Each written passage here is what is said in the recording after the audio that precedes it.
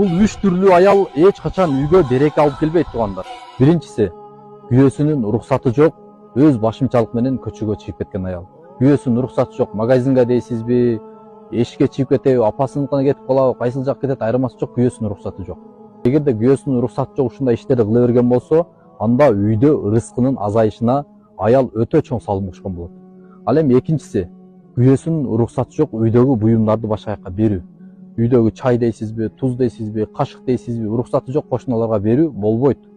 Уруксат эмес, күйөөсүнүн уруксаты керек туугандар. Ал эми үчүнчүсү, күйөөсүнүн уруксаты жок, күйөөсүнүн акчасын иштеткен. Күйөөсүнүн уруксатын алып коюш керек. Ошондо үйдө береке болот. Күйөөсүнүн таап келген акчасын күйөөсүнүн уруксаты менен иштеткен болсо, туугандар үйдө береке болот. Үйдө ынтымак болот. Үйдө бири-бирине сый, урмат болот. Албетте, ал күйөөсү таап келет, аял иштетет. Үй бүлөлөр өнүгөт, өсөт. Кыргызстанда чыныгы эркек, мекенди сүйгөн эркектер төрөлөт. Ушул видеону жалпы кыргызстандык аял затына